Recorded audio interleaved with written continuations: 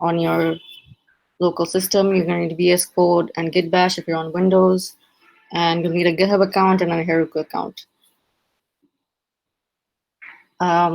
So fair warning, the topics we'll cover today are quite advanced. So if you are students from my current class and you just got introduced to Node.js and Express, a lot of what I show today is going to go over your head. But plus points for showing curiosity and showing up today. But expect not to understand a lot of things. And what I'll try to do is basically whatever you see in the code today, this is for everyone, even with the people who have been working with Node and Express for years. I've given code that I've figured out over time. So you'll just see working parts. The goal is by the end of the workshop, you have something working that you can take apart later and figure things out and grow on it. Okay. So the main concepts we're going to try to target today is basically how to do automated testing, how to do continuous integration and continuous deployment. So it's you should get some idea about what these terms actually mean before we get started.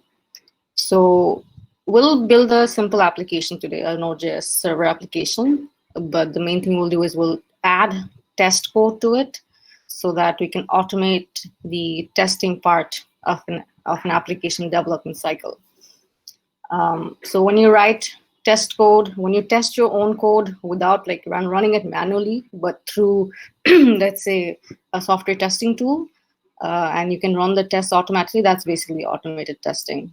And when it's most likely that when you're working in a real software, you're working on a team, and different team members are going to contribute to the same code base. So you set up a system where when different team members push code to the same code base, the tests get run each time to make sure everyone's code is like working and not breaking what was already working. So that's part of continuous integration. And continuous deployment is, let's say you have your application hosted or live that actual users are using. So to keep giving users the latest features, you set up continuous deployment where once working code is pushed, let's say, to GitHub, and you have continuous integrations already set up, and all the tests pass, and your code is working, then you can automatically deploy that working code. So that becomes part of continuous deployment. So these are very basic explanations, simple explanations of these terms, but there's a whole lot more going on behind these techniques. You can read more to learn for yourself. Today you'll see a simple slice of all these working components. Okay, so before you build anything, the first thing you do is you gather requirements. You define the specifications of the application. That's what we'll start with. So what are we building today and testing? We'll build a server application with the CRUD API using Node, Express, and Mongoose. Basically, this application will have 5 API endpoints where you can create, read, list, update, and delete articles from a database. Then we'll write unit tests for each of these API endpoints. You can write different types of tests for a complete application, but we'll try to keep it simple today. We'll write unit tests for these API endpoints and first run the tests locally. Then we'll push the code to a repository on GitHub, and we'll use GitHub Actions to set up the continuous integration and continuous deployment. So when we push to GitHub and the GitHub Actions are set up, on every push, GitHub will run the tests and tell you if everything's okay or not. And then we'll update that GitHub action to like auto deploy if all tests pass. So on every push, it will first run the tests, and if all the tests pass, it will automatically push to your Heroku app. So that's what we're aiming for today. So to have a breakdown of the features this application will have. So we'll have articles. We're gonna basically deal with articles in the database. Each article will have a title and a content. The title is a required string. The content is string but optional. So these are the 5 API endpoints that the application will have.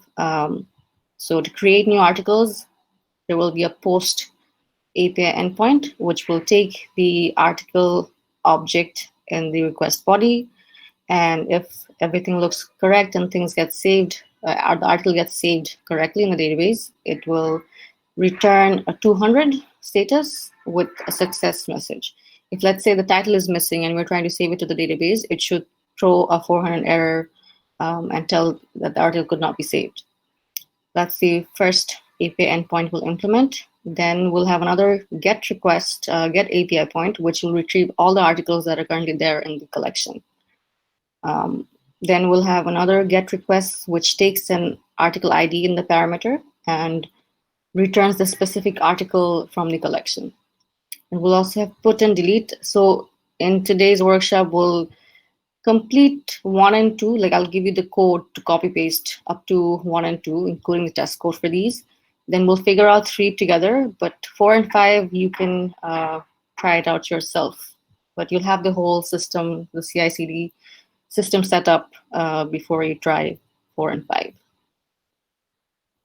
Okay, so let's get to the code itself. We're going to set up the code base. So when you are trying to set up testing and CI/CD, there's a lot of configuration to do. And if you try to set out to do it yourself from scratch, you'll end up going to different sources to figure out what to do. What I'll do today is I'll give you the code pretty much. It's there in the slides. So hopefully things will work even if you don't understand what's happening.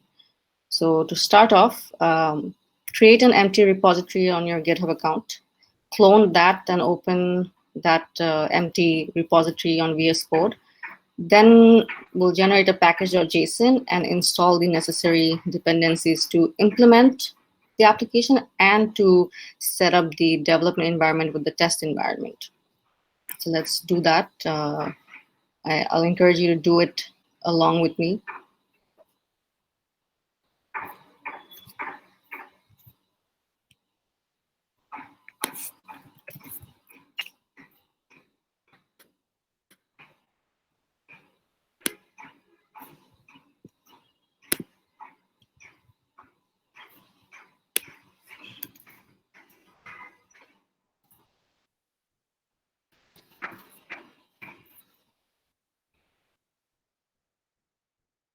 So create an empty repository, don't add anything.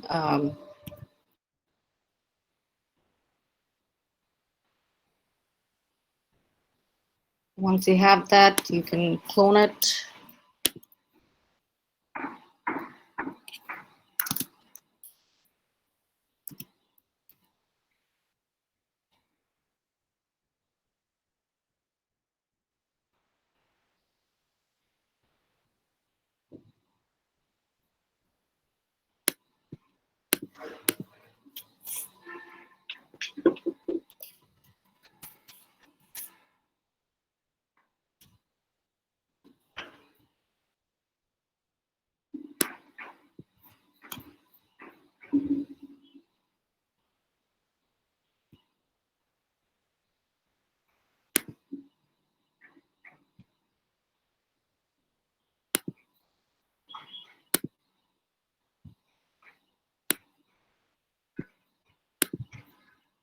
Okay, so I've opened the cloned folder. It doesn't contain anything.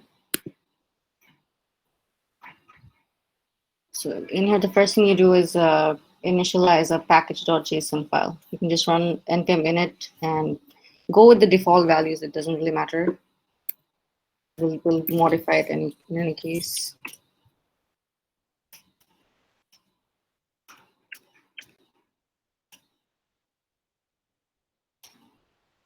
So it asks you a few questions after you type in npm init. Just press enter through it all. And then you should see the package.json generated like this. Okay, once that's done, go ahead and install these packages.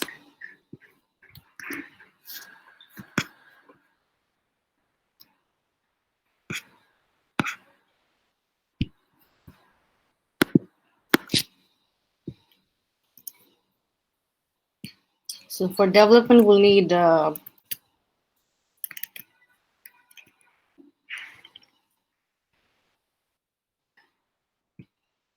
Express, body parser, and mongoose.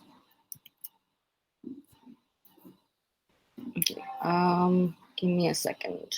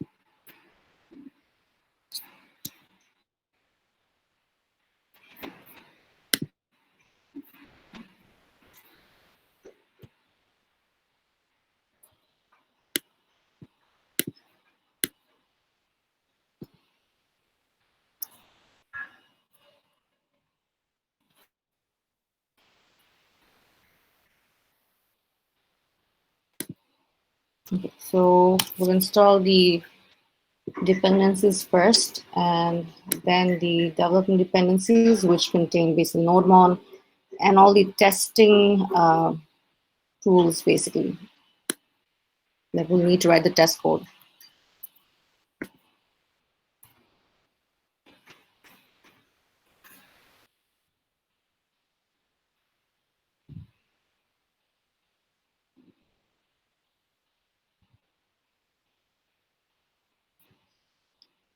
So if you're having trouble copying from the slides, just do a refresh and you should have permission to copy.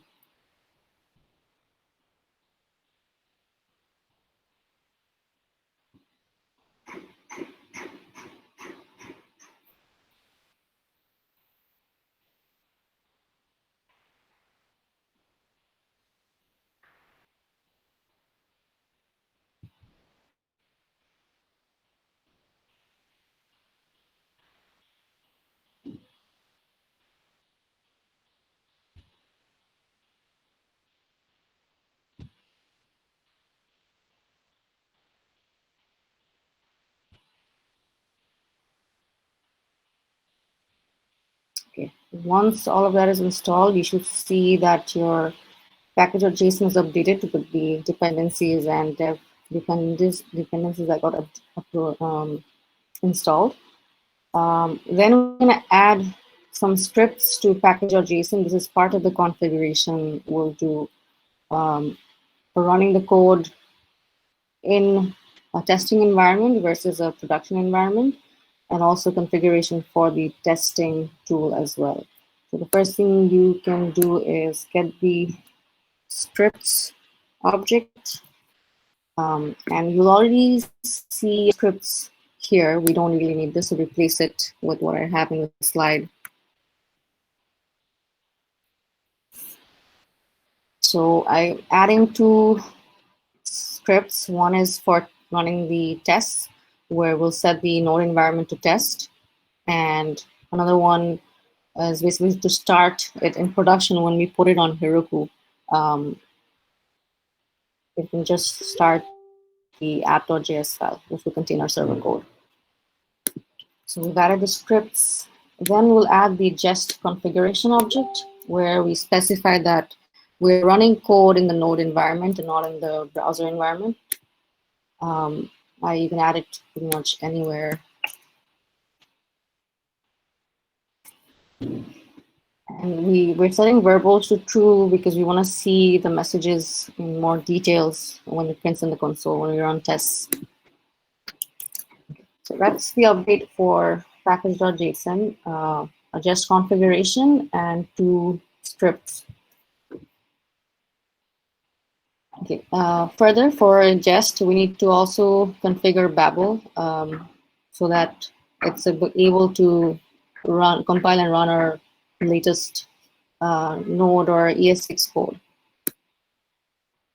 So create a file called .babelrc.js and pretty much copy paste this code.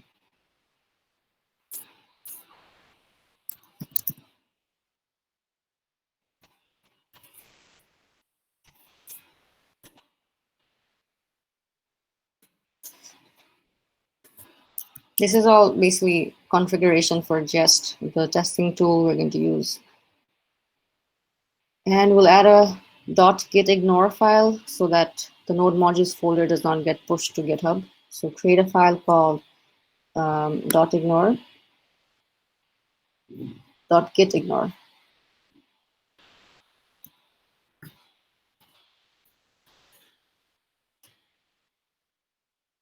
And here we just specify which file not to push to GitHub, which folder here.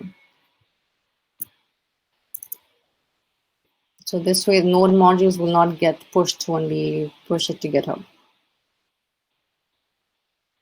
So we've installed the modules necessary for development and for testing. And we've updated the package.json with scripts and the Jest configuration. And we've added a .babelrc and a .gitignore. This is all configuration before we start writing code. Okay, so next we'll move on to creating the files that will actually contain our application code and our test code. So for the app code, we'll create a file called app.js and article.model.js. And for testing, we'll create a folder with this name. Inside that, we'll add a file called app.test.js, and inside that you can paste this code. And I'll explain what it is. So first we'll generate app.js and article.model.js, and then a folder called tests. And inside this folder, we create app.test.js.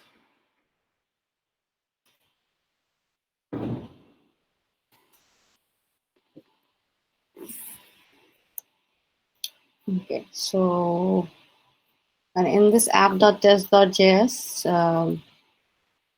copy this code.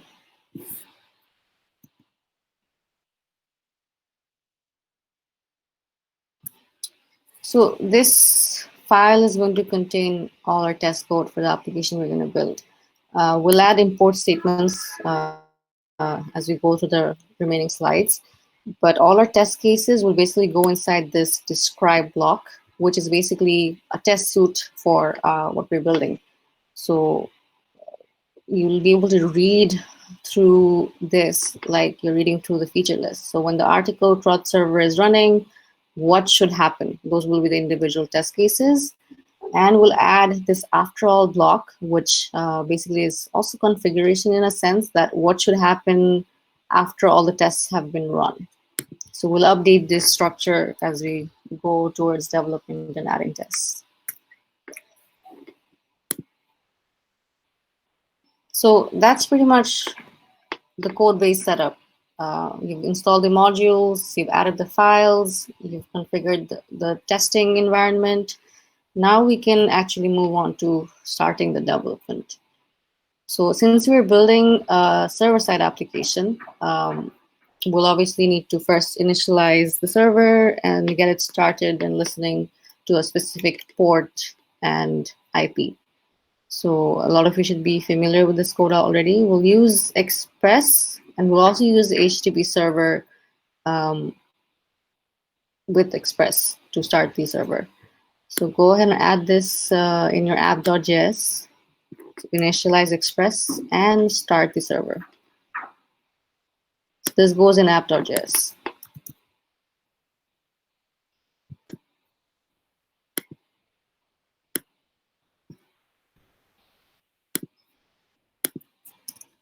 So I generally put the server listen code at the bottom, and everything else will come in between. So we have the Express app, and we have the server.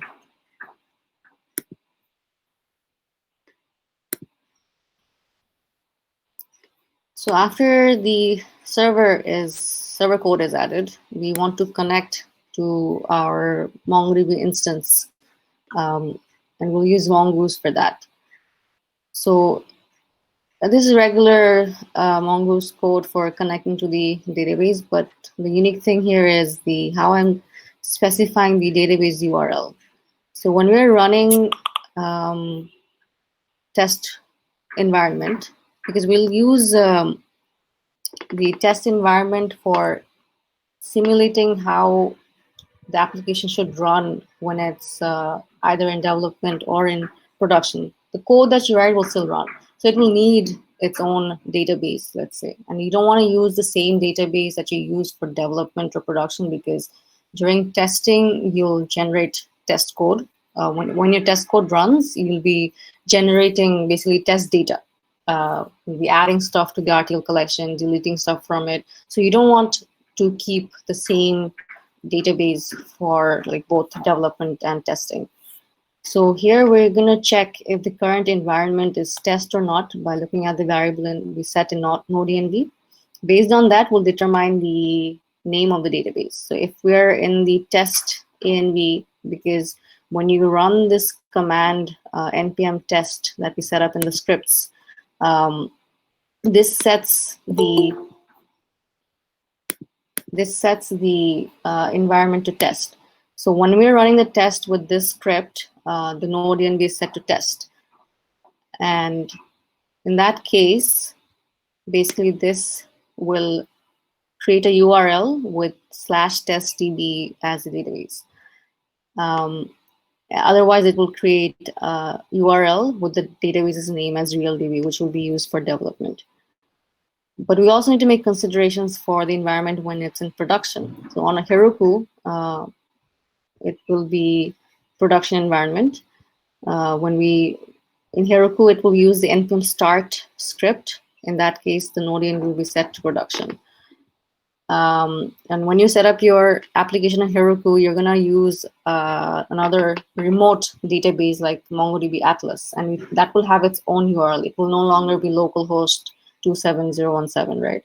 So in that case, we'll provide the URL from basically something we set on Heroku. So just to be able to do this from the same code, this is how we're determining the DB URL. Okay, so copy over this code and put it in app.js. We can put it here.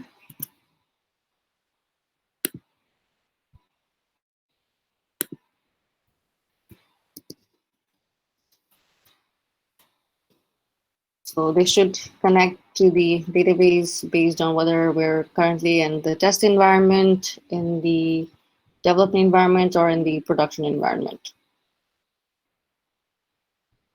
Okay. So once that is added, we'll do this part. We'll export the parts of the application that we need to write our tests so that we can import it into our test file as well.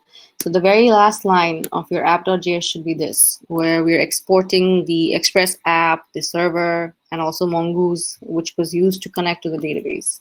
So add this line to the very last line in your app.js.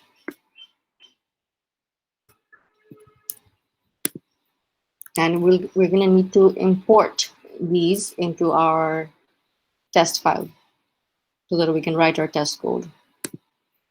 So for import, you can use this line. Basically, we're requiring the app.js file. So add it at the very top. So there's a lot happening just by requiring this line. As soon as you require app.js, it will, for the test environment, it will start the server and also connect to MongoDB.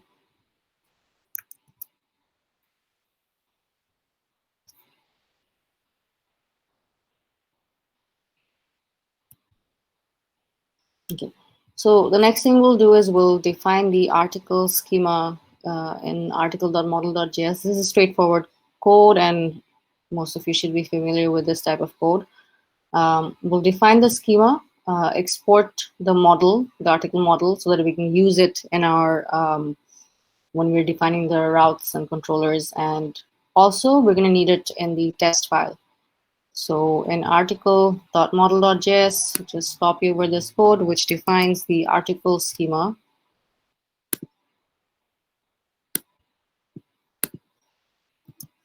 Then we're going to need the lines that use this article schema to create a Mongoose model and then export it, which is basically these two lines.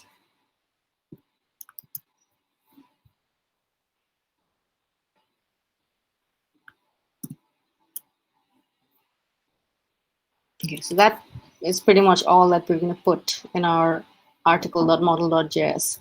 So we have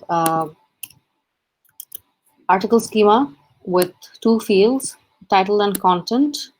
The title is type string and it's a required field, whereas the content, we just define the type and it's not a required field. Then we create a Mongoose model with the schema and export that model. And this is what we're going to use throughout our Express routes and also in our app.test.js. So you need to import this article in both files. In app.js, this is the code you use to import. And in test.js, this is what you use. Basically, it's referring to the file path. And that's a different thing here. So in app.js, we add this.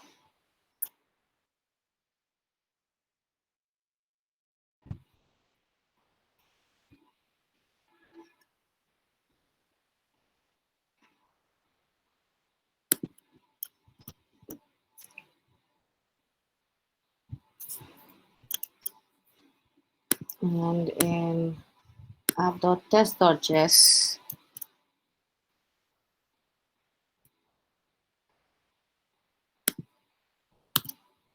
okay. So we have the server setup, the Express app server setup, Mongoose connection done, and also the article schema and model done. So the point of doing these parts first is when we start writing test code, we're not really going to write test code, at least not in this workshop, for these implementations, though you can write test code to test your server implementation, to test your Mongoose logic. But today we're going to focus on writing unit tests for routes. So we're just trying to get to that part sooner. So once you have this part done, you can run your app.js from the terminal to see if everything is working. So for this, make sure your MongoDB is running. I know my one isn't running, so I'm going to run my MongoDB. So I have MongoDB running in the background. Now I can just run nodemon app.js. And if everything is all right, then you should see server running printed in the console.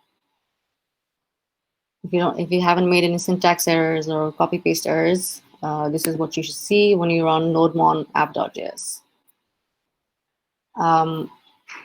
So if you aren't used to writing test code, the usual scenario you follow is you write your code, you run the server, you run the code, and you check manually if everything's working.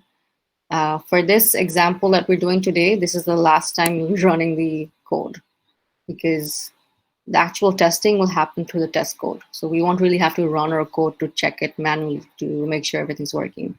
So though I install nodemon, I won't really be needing it. So I can stop the server.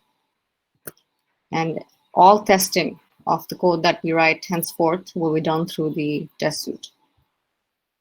So if we're done with this part, we can start moving towards like updating the test file and also implementation of the API endpoints.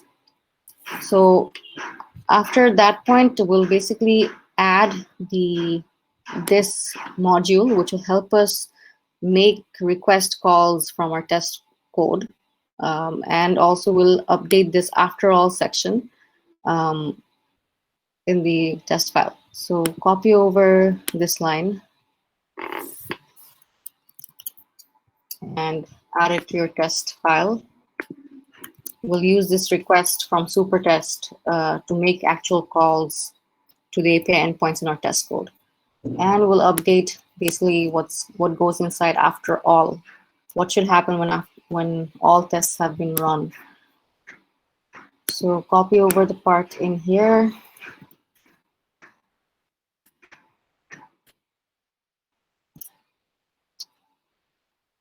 So what we're doing, so as I mentioned, when you import this line, the app server mongoose from the app.js file, it starts the server and it also connects to MongoDB. But we should, when we run this app.test.js file with jest, we should make sure that we close the server and the mongoose connection and like drop the database, the test database, every time after the tests are run, because a lot of the test cases will depend on like what's there in the database, what's not there in the database. And also you don't want to keep the test runner running continuously because the server is on, because the mongoose connection is on.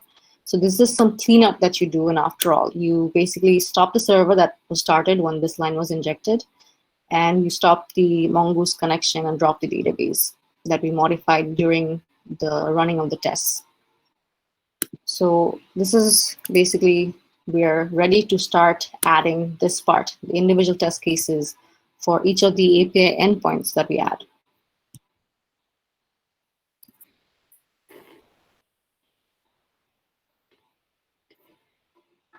Okay, so if we get into actually implementing the API endpoints and writing tests for it, the first one we'll do is we'll write a post API endpoint for creating a new article.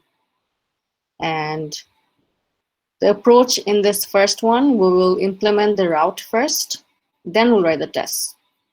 So most of you should be familiar with how to do this already. Here's the code. So anytime you do, you handle post requests on an Express server, you need body parser to parse what comes in the request body. So this code needs to go at the top of your app.js after you've initialized Express so that we have access to the request body. So copy this part and go to your app.js and put it after you've already initialized your Express app. So we can put it here. So we're requiring body parser and we're using it to configure the Express app so that we have access to any request body data that comes in a post request. So once this part is done, we can actually write the API endpoint, which is going to be a post request to article/new. It's going to get the request body and use the article model to create a new article document, and let's save that into the database. And in our, if you look back at our feature list, we had two things that should happen. If when you try to save, if you get an error, it should return a 400 with an error message. And if everything is fine, the article is saved successfully to the database, it should return a status 200 with a success message. So we'll add this implementation of the post route.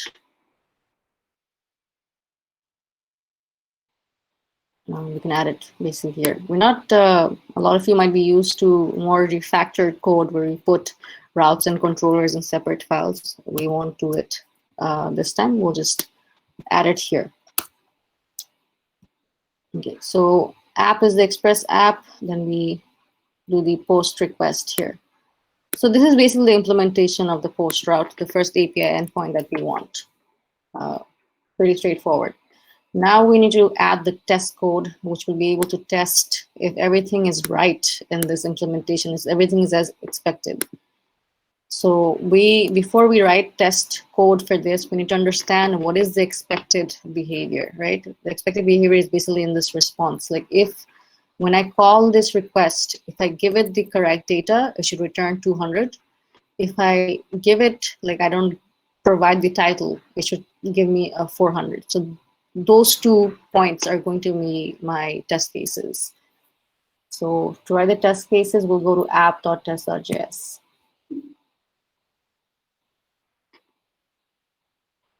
So we'll add our test cases here. So I've given the code for this API endpoint as well, the test code. Let's go over that. So the first test case we have is we are submitting the article data correctly to this route, and we're expecting that it will return a 200 response status. So this is our first test case that basically checks this.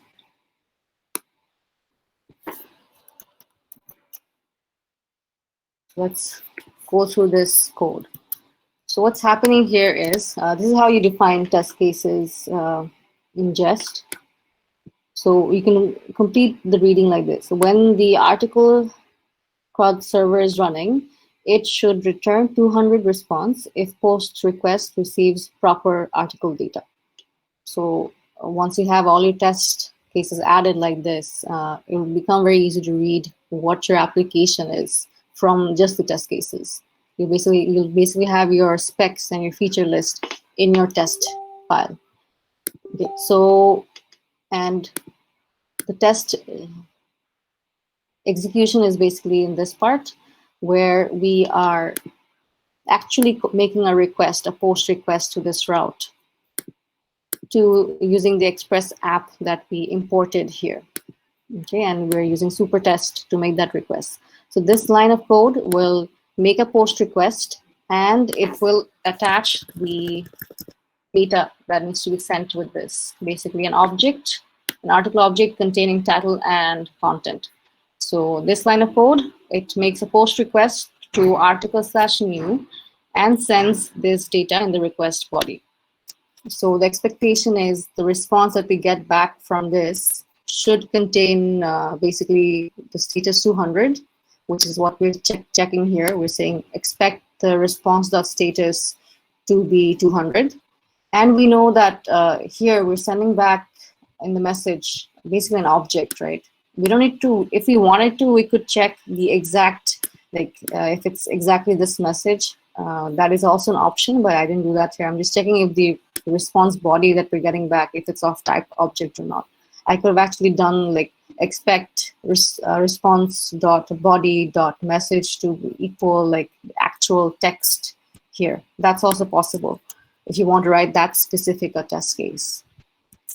So here we are writing a unit test for this post route implementation. We're just checking if when a request is received, it returns the response as expected or not. So this is a unit test for this post route. So you can save this. Now we're going to run the tests to see how this behaves. So to run the test, the command is basically npm test. And Jest will take care of running this code. So you'll notice that it basically shows that the test passed because I already added the code. If something was wrong in our application code or in our test code, this would fail. So for the next one, we're going to try to make it fail first and then see how to update it and make it pass. The next test case that we have is basically we're going to want to make sure that if this request receives invalid article data, it should return 400. So let's go ahead and copy this code. This is correct code. I'm going to change it to make it incorrect. So let's say this is the expected behavior. If you notice in my send, I'm only sending content. I'm not sending the title, which is a required field. So we know this will throw an error. This will basically throw a 400. So that's what we're expecting, that the response status will be 400. And well, the type will still be a object because it sends that error message in that object format. So it's when we run this, we expect this to pass. But let's say in our app.js, we mistakenly made this 401. Whereas 401 is for unauthorized access errors. As developers, we are human, we are prone to error. We can add issues to our own code. So let's say I made it 401 instead of 400, whereas the expected behavior is it should return a 400. Now if I run my tests with npm test, you should see this test failing. So you can see that it failed. It's basically saying that it was expecting 400, but it got a 401. And you can see in your list like which test is passing and which one is failing. So we can go and correct this back to 400, and we run the test again, and this time it should pass. So once you have these tests in place and you have multiple developers working on the same code, if someone mistakenly adds code that does not adhere to what we specified here, as soon as one developer runs the code, you should be able to see where exactly things went wrong. Okay, so that was basically the test for that first API endpoint. Let's take 5 minutes for any questions that you might have so far, so that we don't get overloaded in the end. Does anyone have any questions?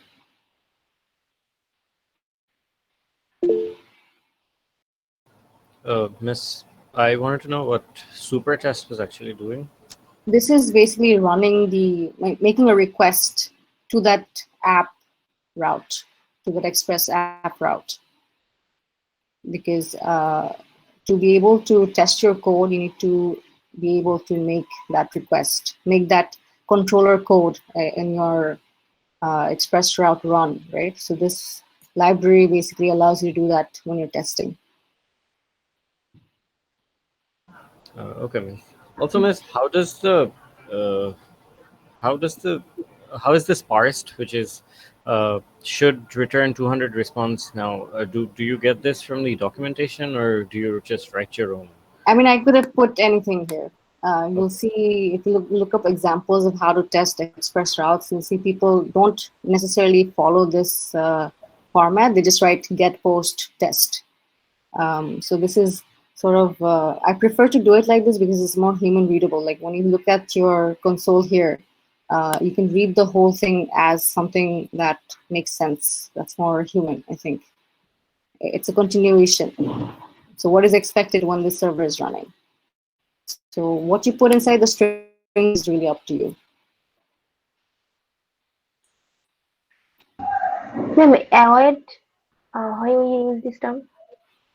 So yeah, as I mentioned, for you guys who are currently doing my course, Onikuchu, you will not understand. Async await is a very advanced topic. I don't talk about it in class, but this is something you need to get a response right away. In class, I've taught how to do function callbacks, but I haven't discussed async await. So I take two hand. Don't expect to understand this. Just know that it works. Okay, thank you, ma'am. So Miss, I've actually tried using the 200 issue, one that we had for the testing, and for some reason my one's failing right now. What does it say? Does it show you an error? Yeah, it is. It's just telling me that it can't find the module something dash app from app.test.js. So I think in this path, something's not right. Check the code from the slides. Maybe maybe you didn't place the file in the right folder, maybe? Okay, right. I'll recheck that then. Yeah, Mutakin, you had a question? Miss, are you running this test on the which folder are you running it on? Like the root folder.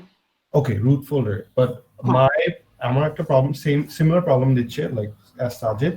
It says that node_env is not recognized as an internal or external command. This could be so basically. That also happened to me as well, Mutikin, and I think that's a Windows problem. So what you have to do is you have to install a dependency for Windows. Or I think for Windows, like you can add set or something like this. You can look it up. Yeah, it's set Noor-E. Yeah. So what did you guys do?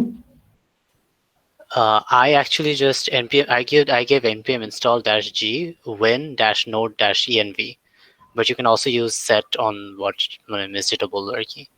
Can you guys put it in the chat what you tried Yeah, so yeah, that I can.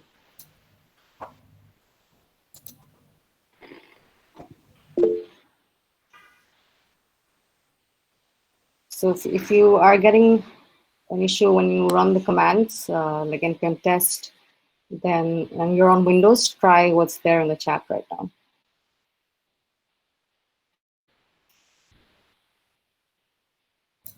Okay, it works. Thank you.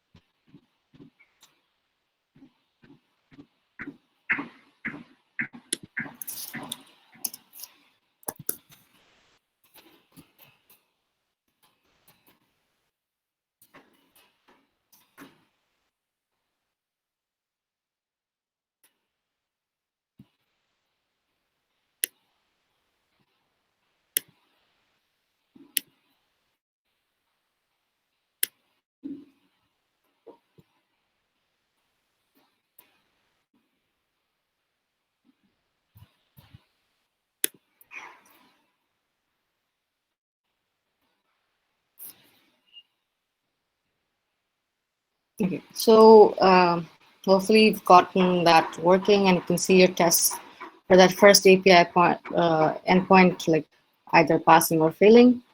Let's move on to the next one. So we're going to have a GET request for retrieving all the articles from the database.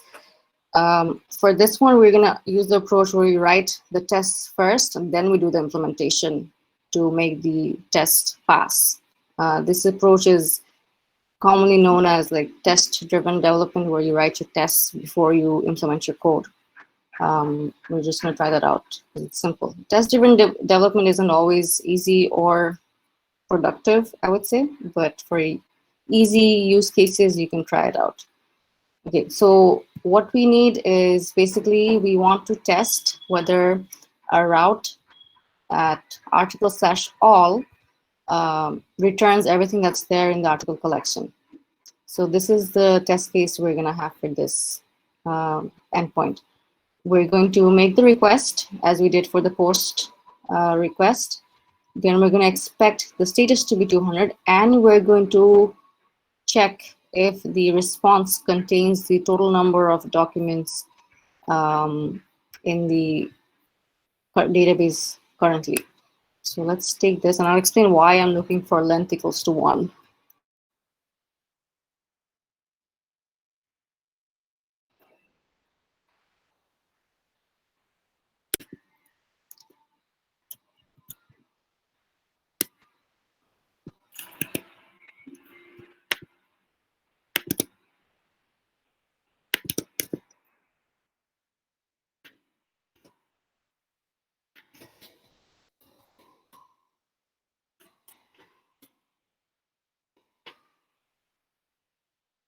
Okay, so remember that we are using a separate database for our test environment. And after each time we run the test, we're dropping the database. So that means we're starting with an empty database. Okay, so if we're starting with an empty database, we run this test first, which successfully saves an article to the database. That means there should be at least one article in the articles collection. And that is why in this third test case, when I fetch all the articles from this database, I'm expecting the response body length to be 1, because in an empty database, the first test that ran, it saved an article. So that's the reason for checking if the length of the response is 1 or not. So when we make a request to article/all, we're expecting the status to be 200 and the body length, or basically the length of the articles in the article collection, to be 1. So if you run this test, it will fail because we haven't actually implemented this route yet. And that's what we should see. So basically one failed. It's expecting a 200, but it got a 404 because we don't actually have this route in our system, in our app yet. So, and that's what you see. So now we can go and implement this route, then run the test again to make sure it's working as expected.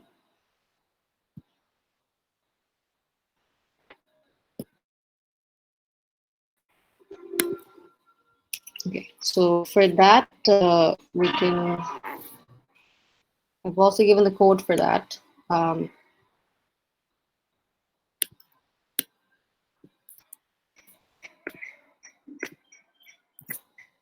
So if we start with this, where it takes a GET request and it, let's say, returns, it, let's say I forget to return the JSON data part. I just return response 200. I haven't completed the implementation yet. I save it, and if I run the test again, I'll see it fail because it's not complete yet. So that's one benefit of doing like test-driven development. You have a target when you're doing an implementation. You have already defined what the code needs to be, what it needs to accomplish, and you can start implementation and keep checking your tests to make sure your implementation actually meets the requirements. So here it's throwing an error because it's not getting anything in the response. So if I add this back, which is basically, it returns the data that we're getting from the database, and we restart the tests, this should pass now.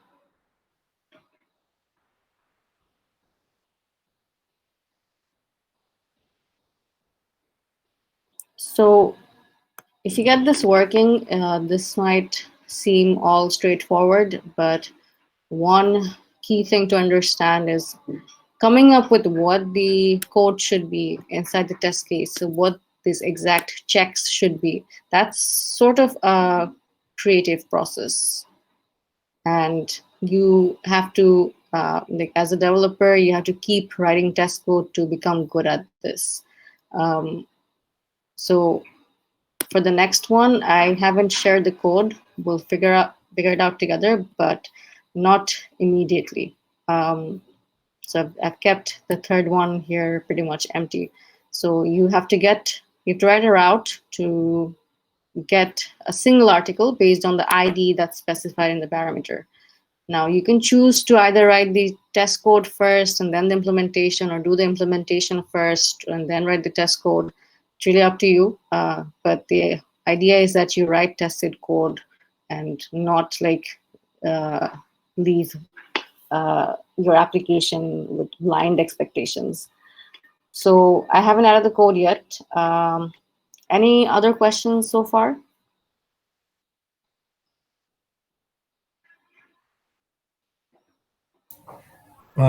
Miss, if I may. Mm-hmm.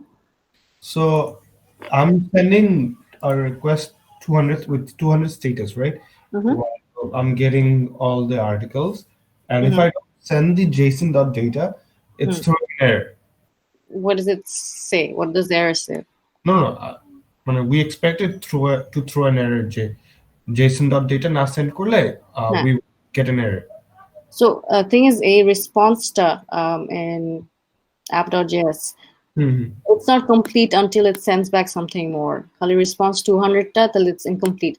So what you see when you omit this, it doesn't throw an error. It's basically your app implementation, route implementation is incomplete. So basically the test runner hangs there and cannot exit. And that's what it's complaining about. So basically, if I created my route in a way that it does not expect the data or JSON, tahole it wouldn't have given an error. Yeah. So basically, there's logical errors in your implementation versus like actual compilation errors, right? So the test suite is basically reacting to both. So it kind of, you know what I mean? Let's say instead of sending back data, I send back an empty object. This code will run, right? But it will not. The test case will not pass because it's expecting something with a length, right? Yeah. So that's logical error.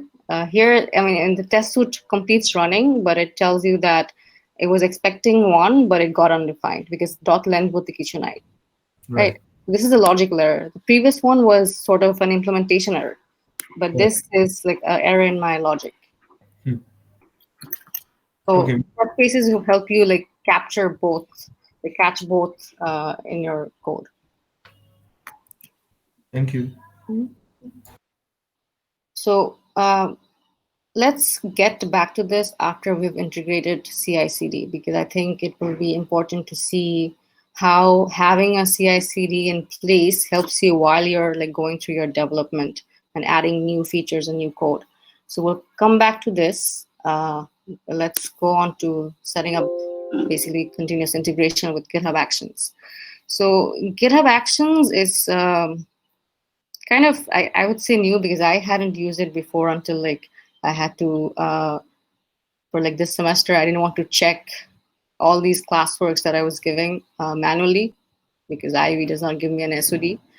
I looked into GitHub Actions to be able to auto grade everyone's submission for all the classworks that I give.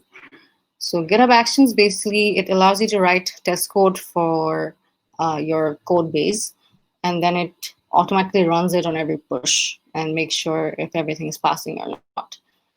It's basically CI/CD within GitHub. Usually, before GitHub Actions was a thing, people were either using stuff like Jenkins or other services, software as a service products for doing their CI/CD. But GitHub Actions, it's not exactly free. Like if you have an open source repository, like if you have created a public repository, then GitHub Actions is free. For a private repositories, there's a limit on how many times you can run your CI/CD pipeline. So keep that in mind. So basically, it lets you build, test, and deploy your code right from GitHub. It provides built-in CI/CD, package management, and all-in-one automation. How it works is in your code base, you define workflows that contain jobs that basically run when there's a specific Git event, like when you on every push, that workflow gets executed. Yeah, and the workflow can contain jobs like installing Node.js and installing MongoDB and running tests. So you can specify what to do when a Git event happens. So we'll see how to add this to your current code. So like we haven't pushed any code yet, though you like cloned your repository and all that. We haven't really committed anything yet. So we'll do that next after we add the GitHub Actions. So to configure GitHub Actions and define a workflow, you basically have to create these folders and add a YAML file, which ends with .yml. In YAML, the indentation is really important. If you mess up the indentation, there will be an error in your code. So go ahead and create a folder called .github. Inside that, create another folder called workflows. And in that, we'll add the file nodeci.yml. So basically, when we push this to GitHub, GitHub will see this structure. It will see the YML file and then consider this as the jobs it needs to run on push. So in the root folder, basically add a folder called .github. Inside that, add another folder called workflows. And in that, add a file called, it can be any, it's not necessary to call it just exactly node.ci. It can be anything, just that it needs to be a YML file. Okay. So in this, you can copy paste this code, but make sure you get the indentations right.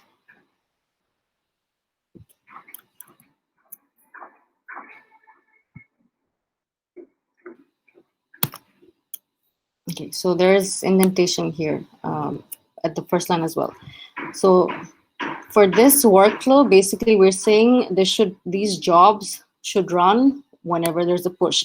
You can do more things here, like you can specify a specific branch, like this job, all these jobs should run when you push to a specific branch, let's say when you want to separate the pipeline for staging, production, and whatnot, then you can, besides specifying the event when this should run, you can also specify the specific branch it should look for.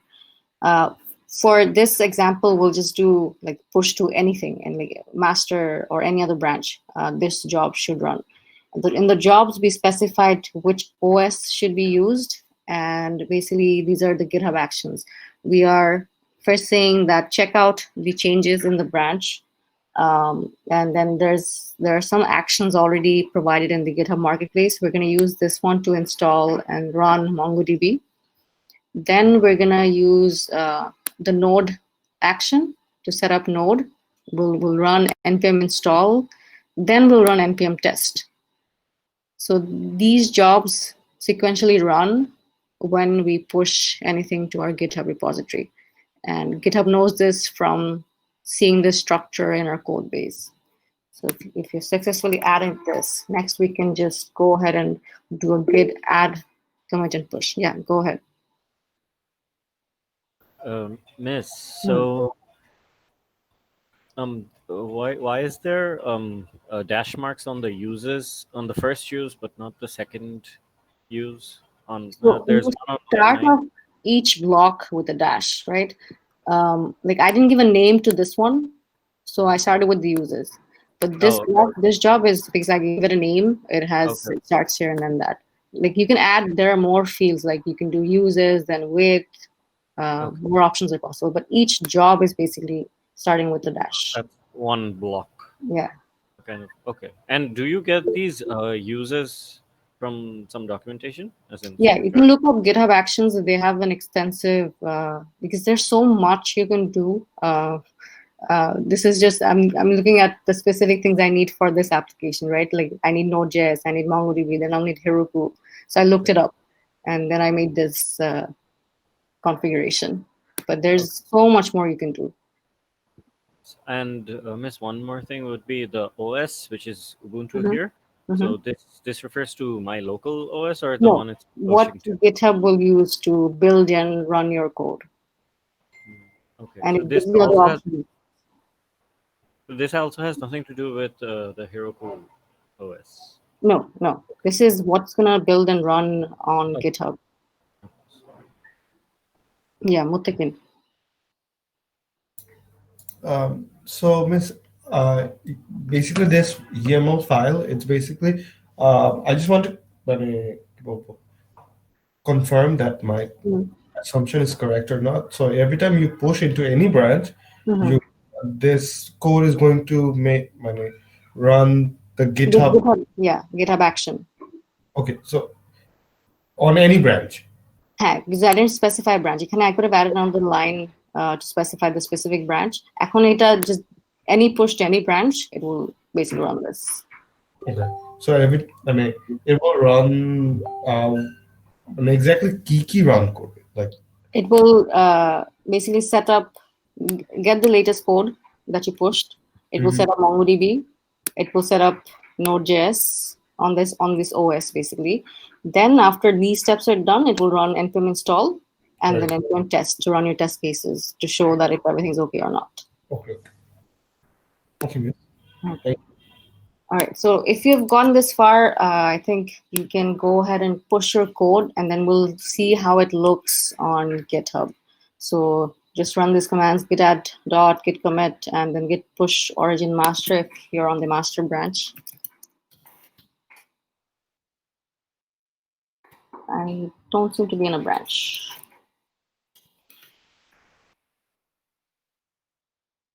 Okay, so git add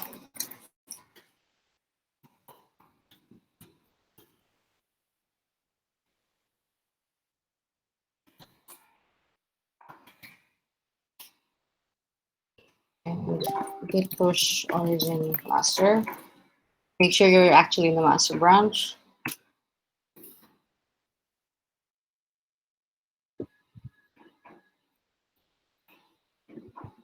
And once it's pushed, you can go to your repository and refresh and see how to look at the actions. So you'll see that there is a yellow dot beside the commit. This means the action is in progress. So you can click on that dot, go to details, and it will show you that it's basically going through the action and jobs. And then finally, when it goes to run npm test, you'll see your test cases either passing or failing.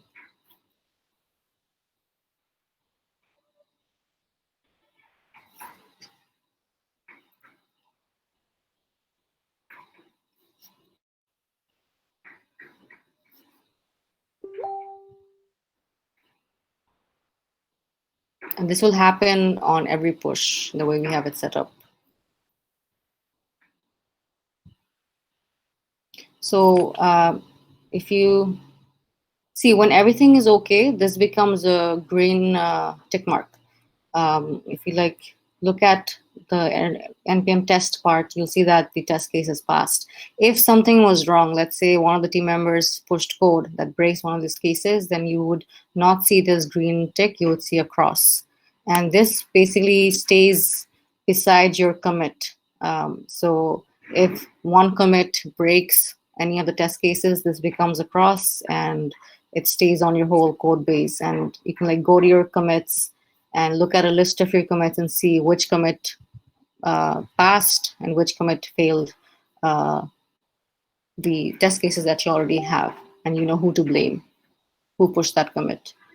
So this is basically continuous integration. Team members, different teams will work on the code and push the code, and you will know immediately if something is right or wrong. So continuous integration done.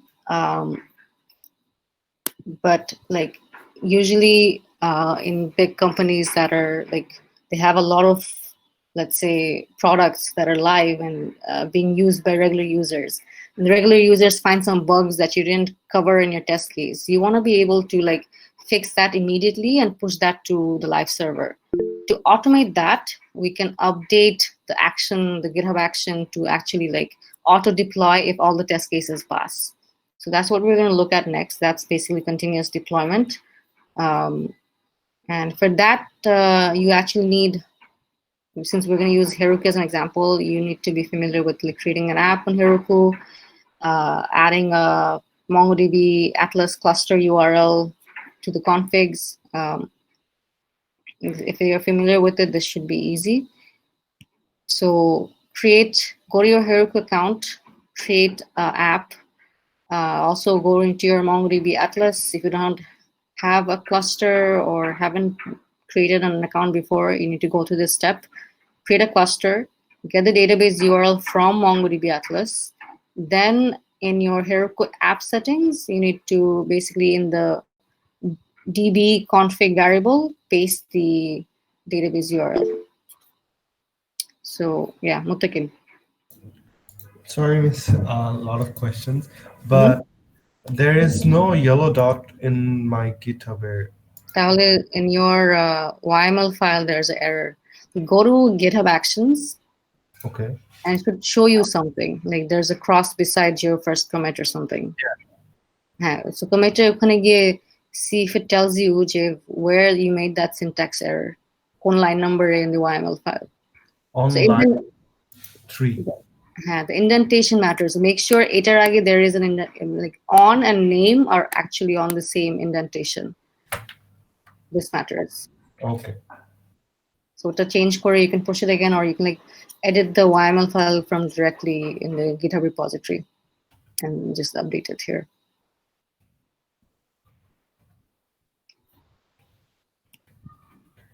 Okay, so Heroku integration, it because a lot of things will basically be you figuring out how to create the app. I'm not really going to demonstrate it, but I'll tell you how these steps will basically tell you how to do auto deployment. So you create the app, you connect your MongoDB Atlas URL, set up the config, because that's the config we're using to get the production database URL. If you look at app.js in my database URL, I'm checking if it's in production, then I'm taking process.env.db. and that's where this comes in. So if it's running on Heroku, it's going to look for the MongoDB URL at this variable. So once that Heroku setup is done, you need to basically update your GitHub action job. After the npm test line, you need to add this part. This is another GitHub action from the marketplace, which basically deploys to Heroku. But for this, you need to set up the secret Heroku API key, your app's name, the one that you created on Heroku, and also the email address for your Heroku account. You need to fill in these values accordingly. And this value is going to come from your GitHub settings, basically repository settings. If you go to your repository, like if I look at my here, if I go to the settings here, there is a secrets tab. Here I need to specify the Heroku API key that I'll get from my Heroku app settings. So all of that setup needs to happen before you're able to like auto deploy to Heroku.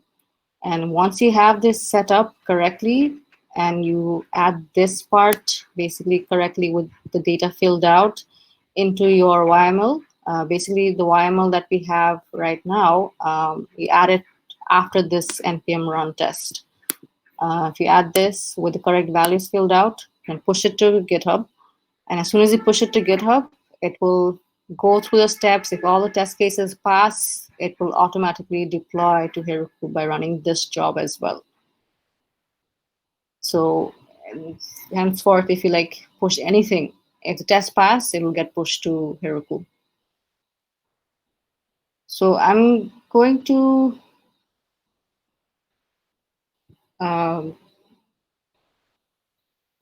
save. I'm going to do this part for my repository. You can go ahead and try doing that too, so that we can also see how it will look on Heroku.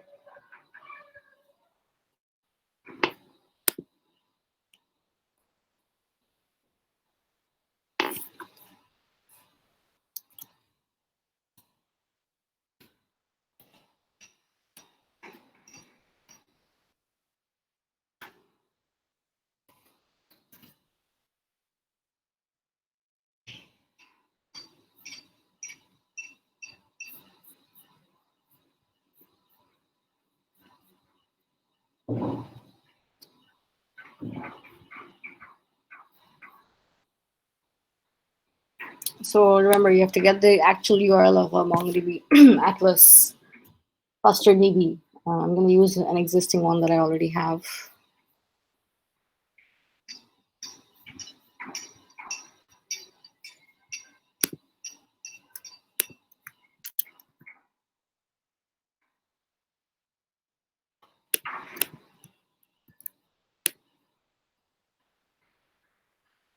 If you don't get this one right, your whatever you deploy will get deployed, but it won't actually run on your Heroku server. Okay, so after this bit is set up, you're going to need basically the secret API key for your Heroku account. So you go to Heroku account settings, and then you basically need this API key.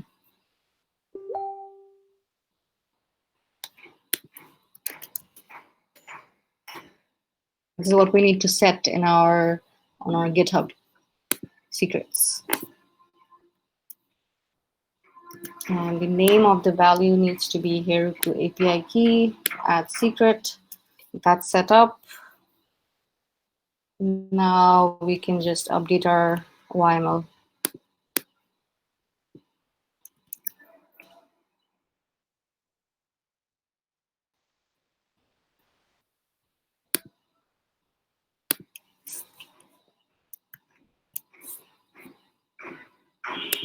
So I'm just pasting it after the npm test, where I'm saying after the test run, use this action with basically the API key that I just set in my secrets and the app's name. It has to be the name that I just used to create my app on Heroku.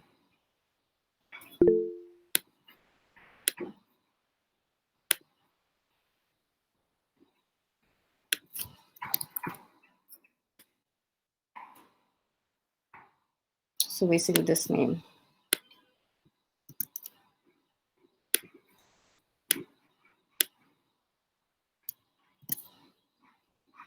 And the email I used to create my Heroku account.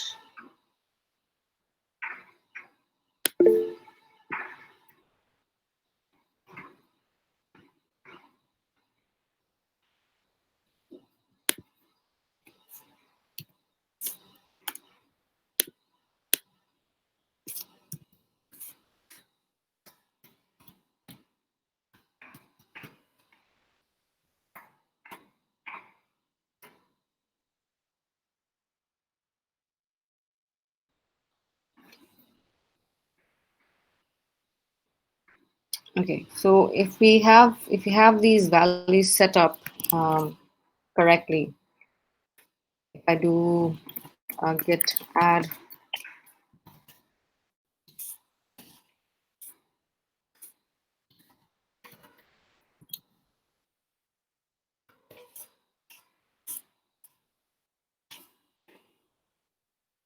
and push, the expectation is the push will start off the action again. And on Heroku, if I look at my logs, I should, when the deploy actually starts, I should be seeing in my logs as well, if everything is correct.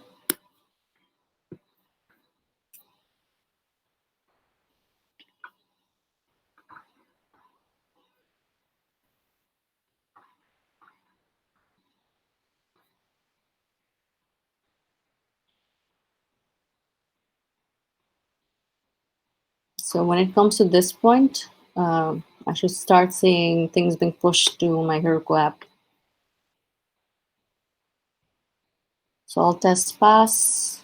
Now it's moved on to deploying. If the test hadn't passed, it will not go on to the deploy part. So you can see that it started deploying.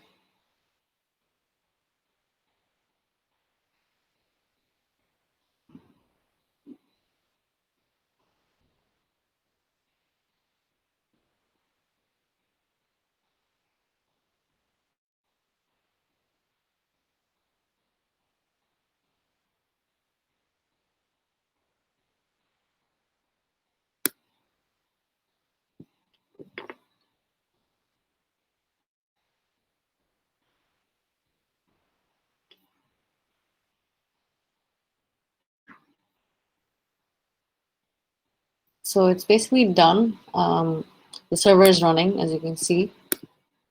So I can just go to the URL specified by my app. And if I, let's say, want to see all the articles in my database, my Atlas database does not have any articles, so I should see an empty array, basically, article/all. And that shows me an empty array. So it's properly connected. So if you manage to get the code properly pasted and all this configuration done right, you have continuous deployment integrated as well.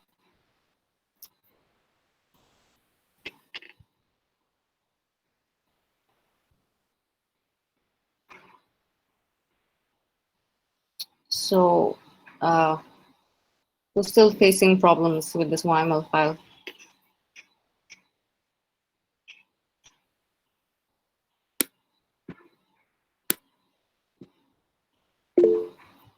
Yeah, Sajid. Yeah, miss, I'm actually facing problems from the very প্রথমটাতে problem ছিল, but at the same time I'm also having the problem with similar to what Muttakin had. আমার actions এর ওখানে I did not see the yellow issue, yellow ball, and also I'm ওখানে once I go to the actions I can see that they are asking me to, they're basically prompting a get started with GitHub Actions or dialogue. So I'm not exactly sure if it's my YML file that didn't get uploaded properly, or if it's just because of my initial problem. What was the initial problem? It couldn't find an app, couldn't find the module of app from app to test.js. It sounds like two different problems. Okay. Because if the workflow is set up, I would have has shown that complaint when you ran npm test. Right. In the actions. But YML, when it doesn't recognize, does it show an error in the YML file, or it doesn't even recognize the YML file?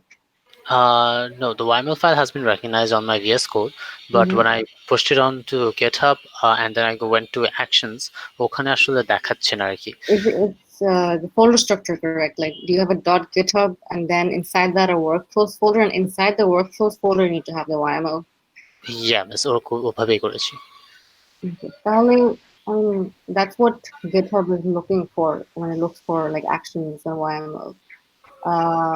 Paste is your GitHub repository public? Yes. Paste the URL here. Let me take a look at the actions. Sure.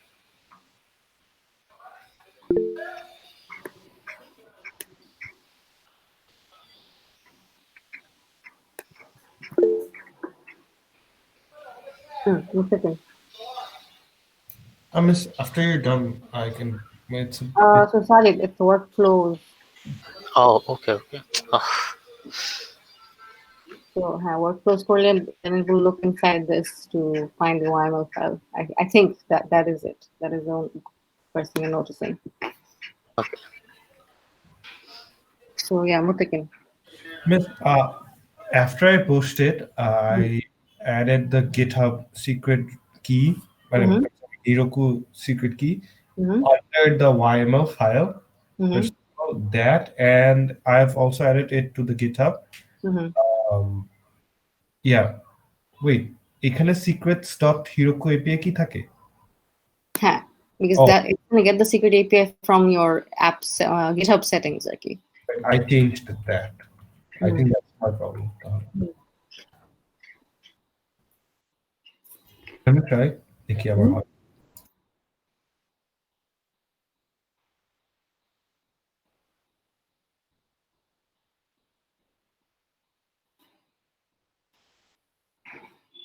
It's on queue, Miss.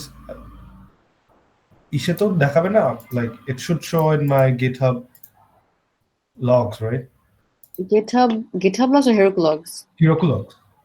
Heroku logs, if everything is connected properly, like the secret API and all of that, like name and the email, make sure the name and the app name and the email is also correct. তাহলে we will start seeing something in Heroku logs.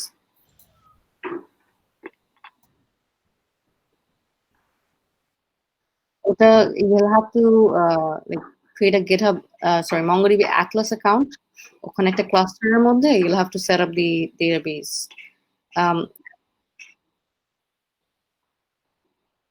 Cluster mode, see there's a connect button on when you go into your Atlas account and go to that cluster. There's a connect button. Connect button, and there's an option for connecting your app. ওখানে গিয়ে কিছু configuration করতে হয়, and then it gives you the URL. You have to set up a database user, set the access point to like localhost 000, and there's a few steps. I haven't shown those, but basically লাগে ওগুলো করতে।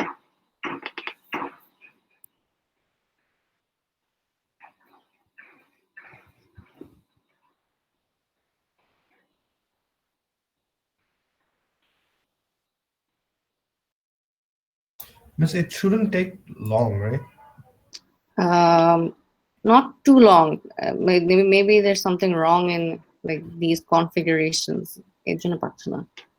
Yeah, আমার 2 minute ধরে like yellow হয়ে আছে। না, হইছে green হলো, but one warning দিচ্ছে. Maybe Heroku-তে push করতে পারেন. Like the test passed, but it couldn't push to Heroku. Okay. Miss, is there a like initial get request? Like আমাকে যখন যাই আমি in the Heroku website আমাকে বলে cannot get slash. হ্যাঁ, আমাদের route declare করি নাই for in the app. So directly article.all এ চলে যাব. Okay. The routes that we defined, the get route.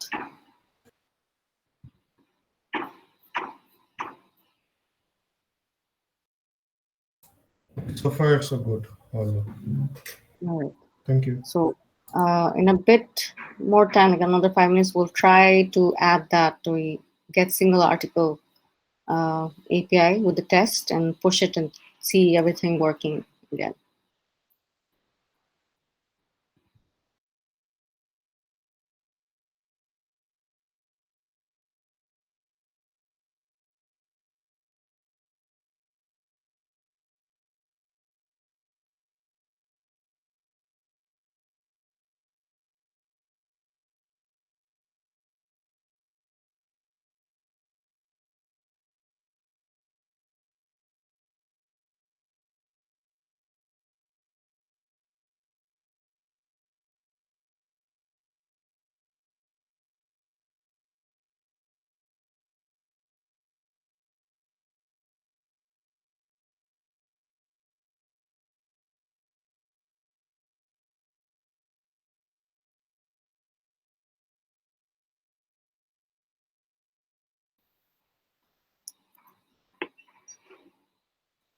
So I only showed how to like write tests for API endpoints, but you can pretty much write test code for any part of your application, front end, back end, like database, everything.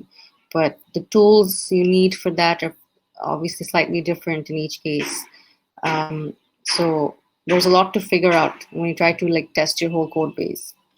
And usually that's what people find difficult and don't write test code for the applications. But when you are planning to put your applications in production for real users and you want to keep working on it, having untested code out there is very risky. So even if this seems difficult, it should be something that you dedicate your time to learning.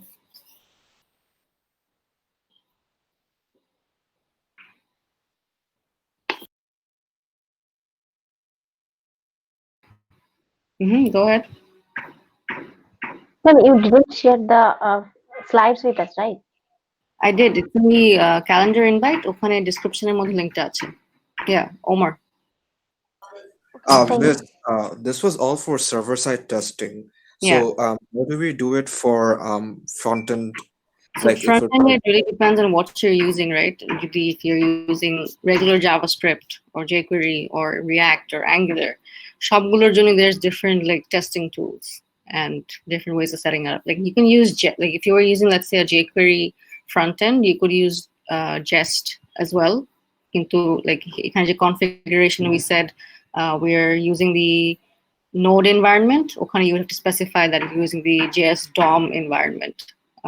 So it really depends on what you're using in the front end. All right, but thank you. It's possible to write test code for pretty much every part of your application. Even if you're not using JavaScript, you're writing an application in some other language, there should be a testing tool for that language as well. So for each SPA, like React, Vue, Angular, they all have their own different tools for testing. Not different tools, like own different tools, but there are a set of tools like there. I mean, Jest isn't the only tool out there. Like if you wanted to run integration tests on your browser, there's something called Cypress. There's other, like if you didn't want to use Supertest and Jest in the backend, there's stuff like Mocha and I mean, there are a lot of options basically to do the same thing. But you need to go and look for like what's more popular, what other people are using, and learn that. But the whole gist of it, like what you showed us today, it's like the workaround is the same? Pretty much. Whatever tool you use to set up the tests and run the tests, you use that to set up your CI and CD. and then the workflow is pretty much that. You have test cases that you run for your application. You run it locally, then you set up your continuous integration on some remote server, either it's GitHub or Jenkins or whatever, and then you set up set up continuous deployment with that if you want. All right. Thank you. Mm-hmm. Muttaqin? Miss, I wanted to ask Jane, is it possible to we've mentioned এখানে একটা খালি জেস্টের মধ্যেই হবে, but is it possible for মানে ওমর যেটা বললো যে অনেকগুলা মানে ফ্রন্ট এন্ডের জন্য করতেছ, ওটার জন্য আরেকটা জিনিস দেখতে, so is it possible যে আমি অনেকগুলা টেস্টিং এনভায়রনমেন্টস একসাথে কনফিগার করব? But configuration is a nightmare. What I showed today, Amar figured out that it took me time. It wasn't like, oh, it's all documented in one place and I just followed that. I had to go through different sources to figure out this is the configuration that will work for this app that I'm building. So configuration, unfortunately, for testing isn't always straightforward. You have to go to multiple libraries, multiple documentations, multiple blogs. Yeah. Okay.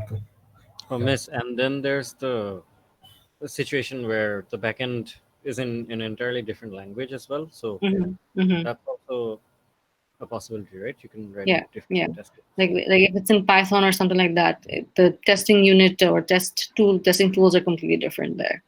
Okay. So how would GitHub do this? As in, if I have a repository with... So if it has support for those tools, then you'll just have to specify it in the YML file. Acha. Okay. Like if you go to, if you try to edit, like if I, let's say, go to my GitHub repository and I try to edit that YML file, GitHub actually gives this UI where you can look for the actions that are available in the marketplace. Like if I go inside workflows and I go to Node.ci YML file and I try to edit it, like it gives me this UI where I can look for other actions that are available in the marketplace. And like it kind of just make a recruiter in a search query. There are other options. The one that I used was the most popular one, this one.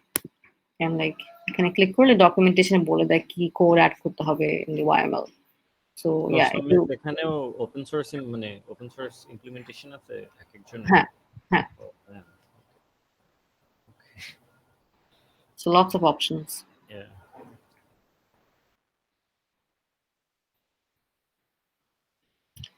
All right, so let's just to wrap things up, let's try to implement that single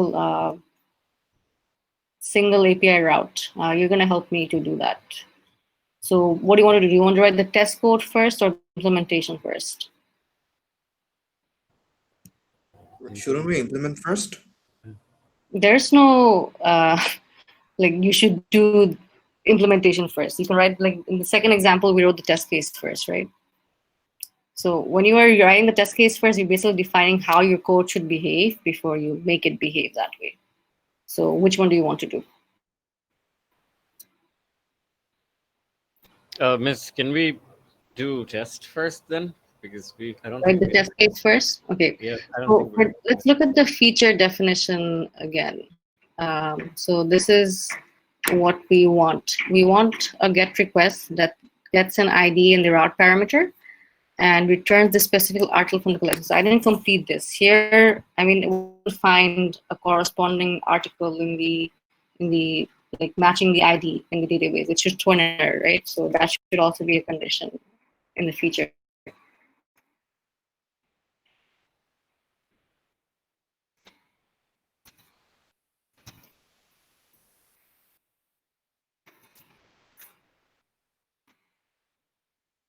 So based on this feature description, we're gonna first define the test case. So the first one is basically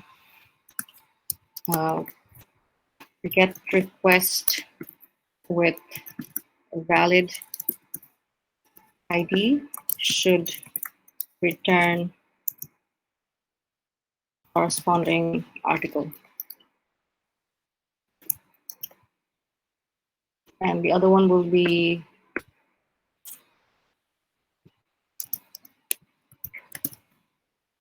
an invalid ID or ID that does not exist in the database should return. We can do 400 or 404. Let's do 400.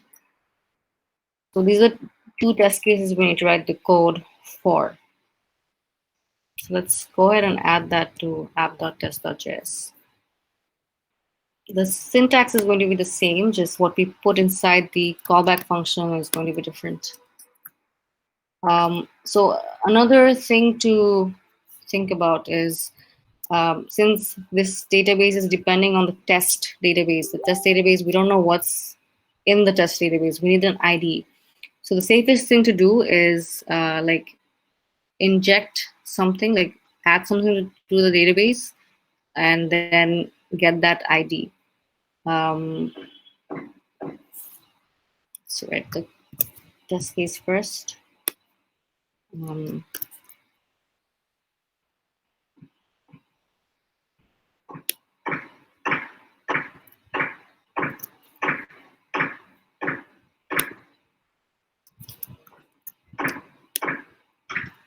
Should return corresponding article, matching article. Let's make it more readable.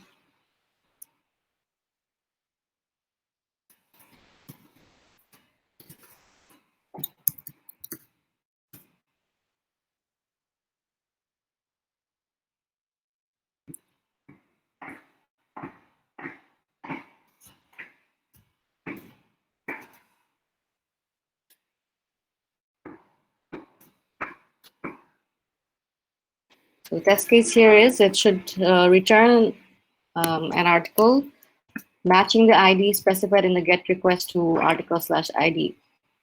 So we obviously need to call this with an actual value of an ID. So we will try to save something to this test database, get that ID, and use that ID to make this request. Any ideas how we can do that? Could you repeat your question? So Amaratu, before we can like actually test this, we need the ID of an article that's there in the test database, right? So how should we achieve that when we are writing this test? Miss, our app variable যেটা আছে ওখানে তো I can insert a new entry into the database, I guess, right? Can I like? I mean, we also have that API for saving to the database, right? Yeah. The other alternative would be, I guess, to retrieve যেটা ওই যে একটা তো যেটা was already saved, right? Yeah. So I think that would be simpler to do. We know that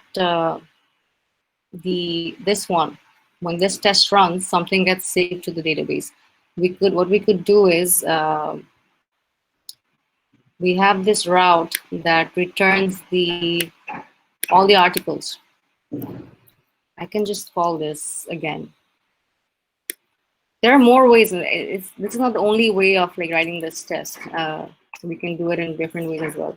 So let's say this one is all articles. We know when we make a GET request to this route, it can return whatever is there in the database and in the test database. And since we ran this test first, it's already saving this article into the database. We just need to retrieve the ID. So if we want the ID, we can basically do const ID should be all articles dot body, and basically the first one.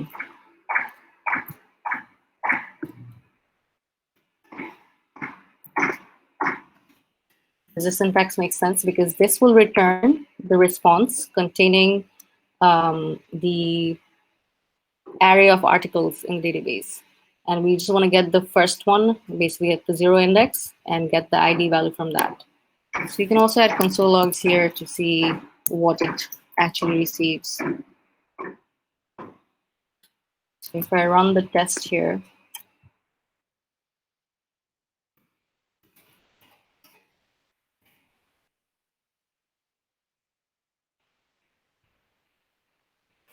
so this is basically getting the ID of that first article that's getting pushed in that first test, A test of the GitHub pusher. So to test this API, we can use this ID, put it in this part, and we're expecting to get back that original article that was created. So let's add that in, update this, and here we're gonna basically add the ID. So this is the API we want to implement, where the API containing the ID param should return that corresponding article in the database. And we know the corresponding article is going to have basically these values. So in our expect part of the code, we can check for that. So if I say, if we are returning the specific result, we find the article and we return it, the response.body should contain that article object. So if I say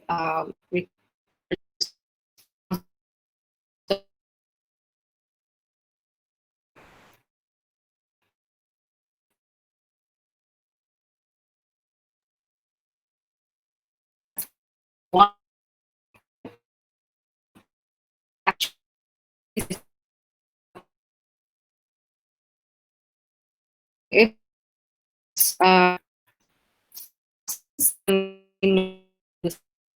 this API implementation is we haven't really yet.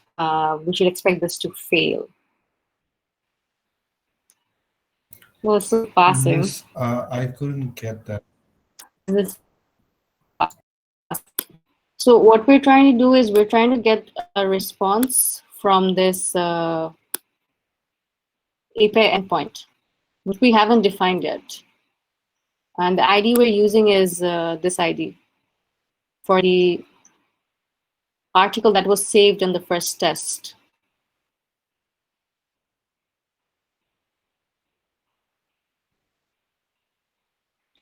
Is that the part you didn't get? Yes, miss. There was a network drop, I think. Actually. So this test really shouldn't be passing. Like this request should not be returning a 200.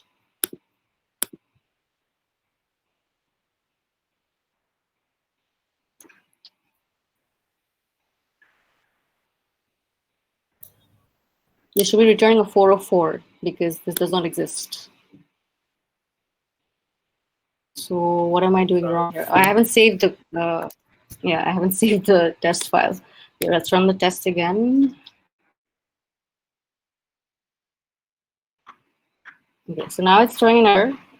So it's getting a 404 because we haven't really defined this route yet, where it gets the ID param in the route and then returns that matching article. So let's also write the second test before we actually do the implementation. The second test case is basically a GET request with invalid ID should return 400. So if I were to just copy this, it should return an article, should return 400 status, and invalid ID is specified in a GET request to this route. So for this, we don't need any of this. We are intentionally going to send a random value. So the expectation here is this should return a 400, and that's it. This test will also fail because this route does not exist at all. So usually when you're writing like negative case tests, it's easy to like write logic here that will make this test pass. Like if I had, let's say, made it 404, right, this test would pass. Whereas it's failing right now, like as expected, because I haven't done the implementation for this route. But if I had actually checked, expected the status to be 404 because this does not exist, the article does not exist, and I ran this test, this would be a false pass of the test. Well, this is still failing. I can save the code. So as you see, I'm like saving the code and running tests again. You do have the option for like auto running your test every time you save your test file. That's also possible. So you can look into that if you want. So right now, this last one is passing, but this is not an accurate representation of what should happen. So you should be very careful when you're defining your test cases. This is misleading. You haven't implemented this yet. So the status is going to be 400. We expect it to be 400 because the article wasn't found. Okay, so test cases are in place. Now we can look at the implementation. I'm just going to copy this over to the slides for everyone else. Miss?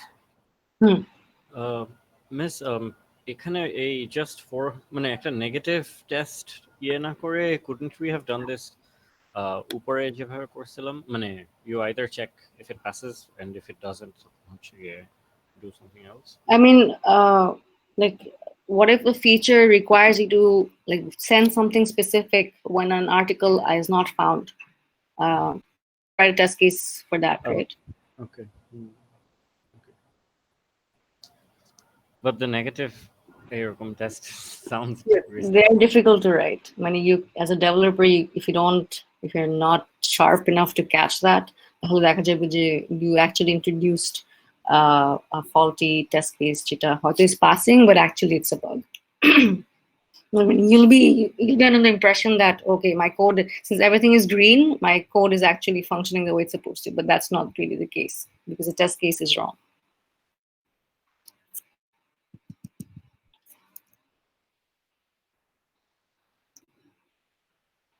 Okay, I'm gonna add the second test case here as well.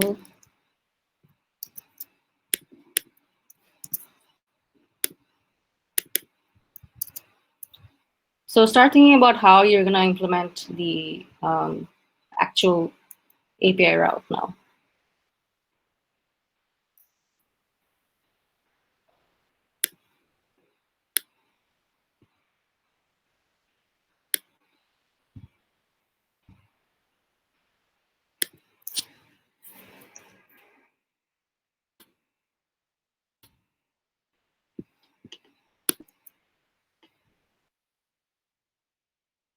So we have the test cases. Now we need to do the actual implementation.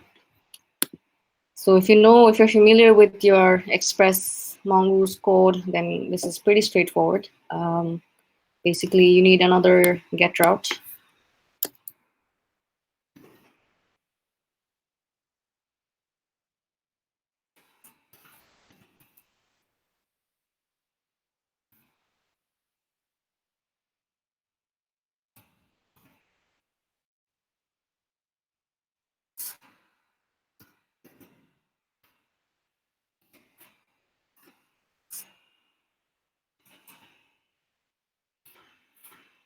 And we need to access the value that comes here. And that's going to be in request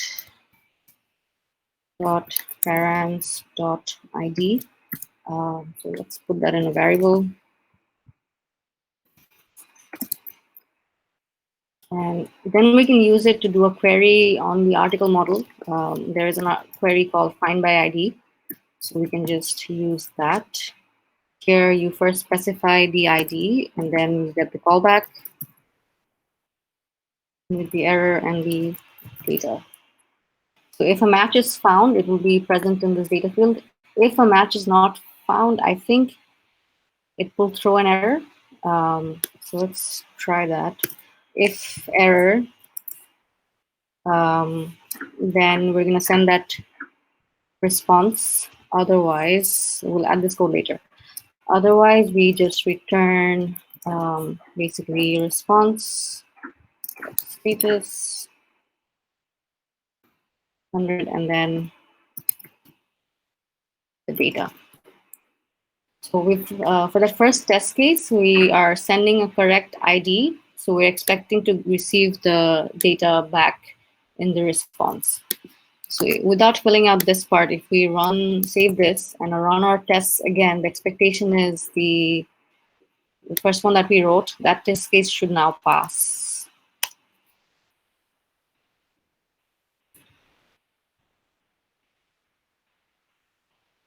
Let's see. Yeah, so that one,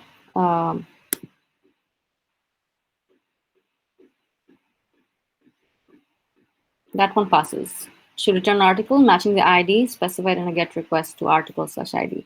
So this line, this part takes care of that. But this one is still facing because we're not getting a 400 when an invalid ID is sent. So see how writing the test code is helping you determine that your implementation is incomplete. You haven't handled the error yet. So if there is an error, we want to basically return another response with the status 400. Maybe an error message that basically says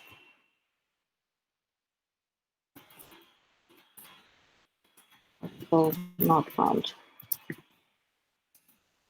And that should also pass this last test. So we run the tests again.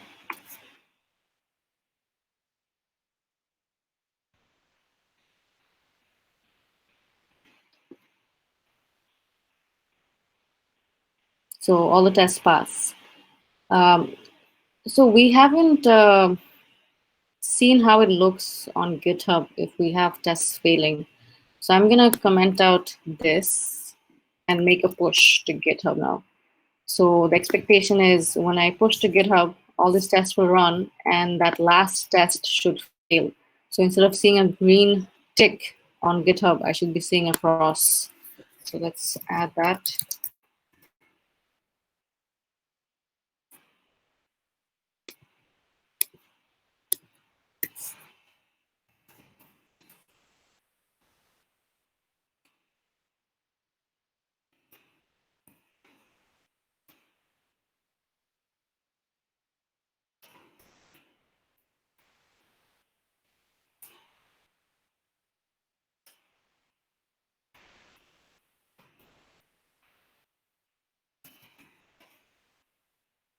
I've pushed the code with one failing test. So if GitHub catches that, the GitHub action catches that, it should not push my code to Heroku.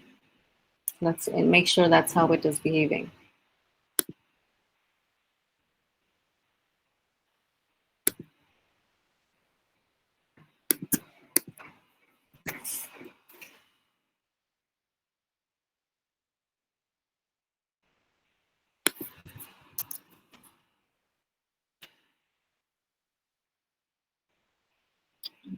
So if I open this up,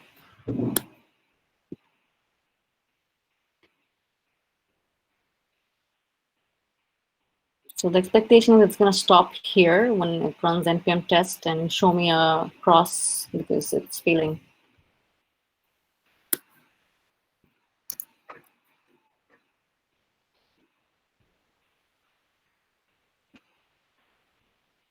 So you see that it fails, and instead of green tick, I'm seeing a cross, and it stops here. It doesn't try to push to Heroku because the test did not pass. So that's how continuous deployment works.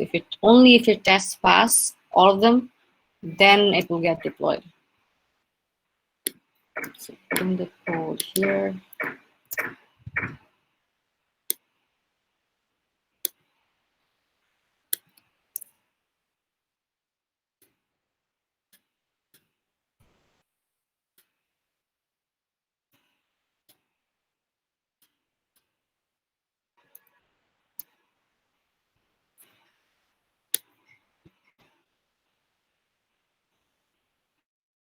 So this is implementation of the get single route. Okay, so I'm gonna make this correction, save it, and do a push again to make sure this time it all passes and gets pushed to Heroku.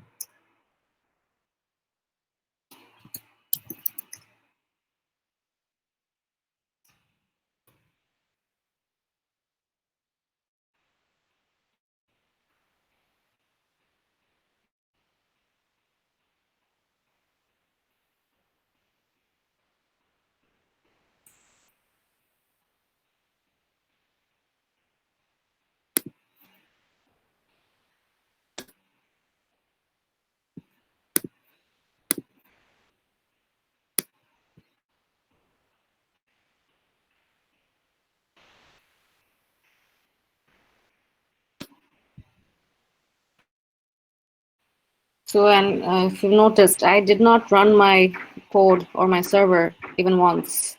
I pretty much implemented and tested directly through the testing environment. I mean, that's not something that you need to do. You should run your code from time to time to make sure it actually works the way you expect it and manually. But yeah, automation gives you this benefit and speeds up your productivity.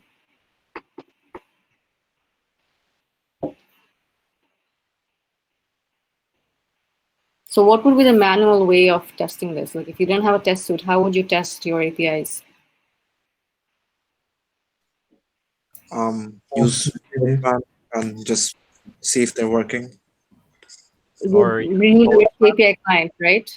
You need a REST API client, go to the post requests and all of that. But yeah, I just eliminated the need for that manual checking.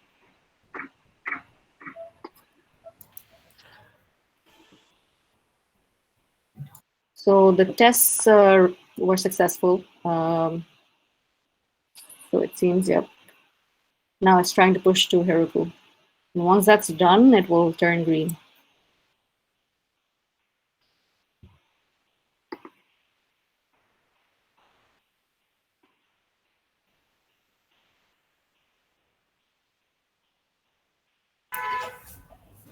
Miss, Mm-hmm. the YML code that is the part that automates the deployment, right? Yeah, that's the continuous integration part, and then we add the Heroku part. It becomes CD as well, like deployment. Right. Okay, so as I mentioned, we'll only go up to the third endpoint. Put and delete. I encourage you to try it yourself. Come up with the test cases that make sense. That is the creative part of writing test code. Like, how should you test the update and delete behavior? Um, and write the test case, do the implementation, then push it to GitHub to check. And that's pretty much all I wanted to introduce. I know it's a lot, but if you go through the slides and set up the code, at least you'll have something that's running, even if you don't understand all parts of it. Hopefully, then you can play with it, try adding new things to it, and learn about it. So if you have any questions, only now. We're done with the workshop otherwise.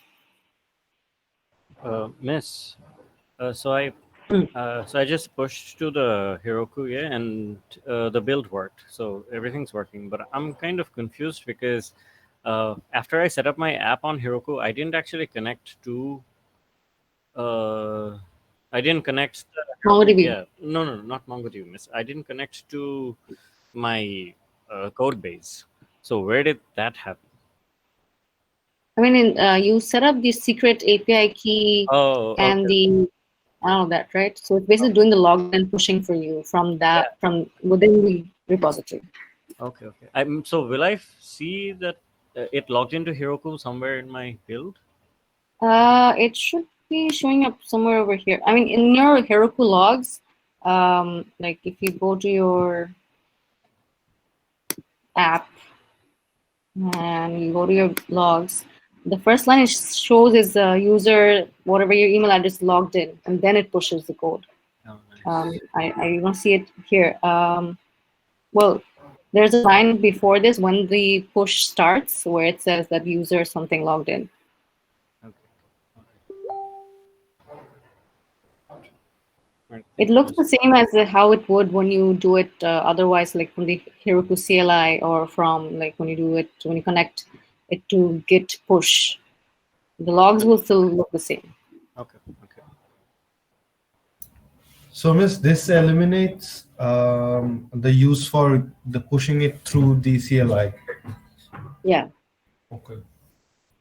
So, and it recognizes মানে কোন exactly কোন Heroku app using the secret key. Secret key and all, the secret key identifies the user account on Right. Heroku. But what you put in the YML as the app name is what identifies the app. Right. It has to be unique. The app name has to be unique.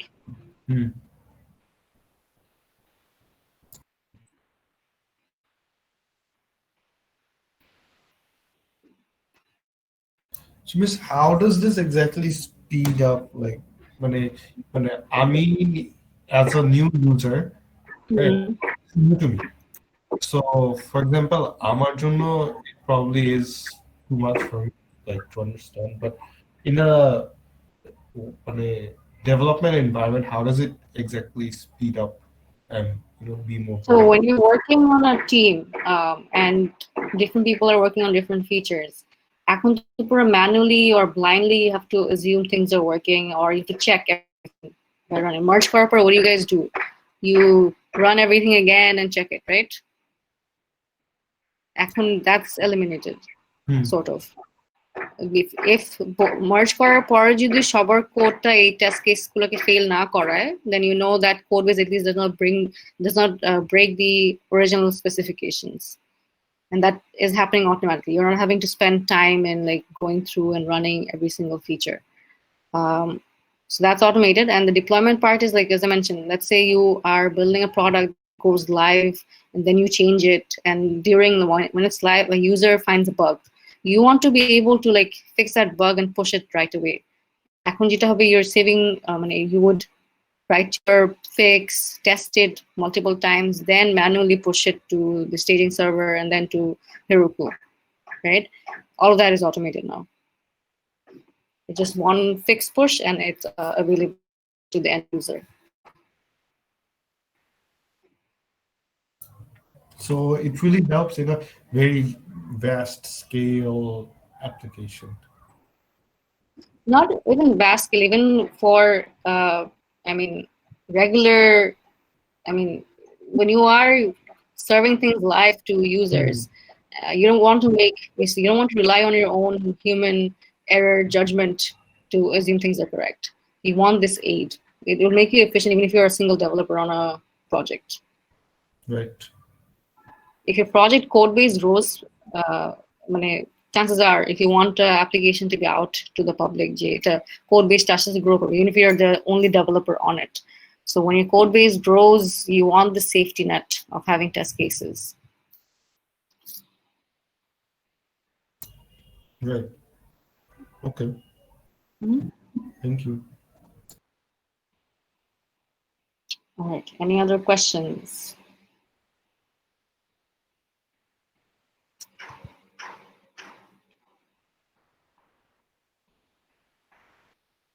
All right. So all of you know how to contact me if you do have questions. So let's wrap up today. We've gone over like 15 minutes, I think. So yeah, hope this was helpful. I know it's a lot of things, but understand if you are in a software engineering career path, knowing these things is very important, even if it's difficult. Thank you, Miss. So thank you so much, Miss. This was actually very, very helpful. Yeah, I expect you guys to start using it because you guys are going to be putting out live. I was just thinking about it.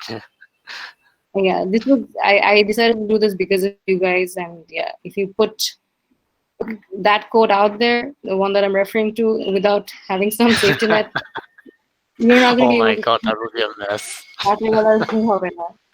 Yeah. So start learning these things. Yeah. Yes. Thank you, Miss. Thank you so much, Miss. All right. So Thank you very much, will. Miss. You're welcome. I will talk to you all of you sometime soon. Yeah. Yes, Miss. Right. Yeah. Okay, thank you, Miss. Thank you, Miss. Assalamualaikum. It's all, miss. Thank you, Miss. Bye.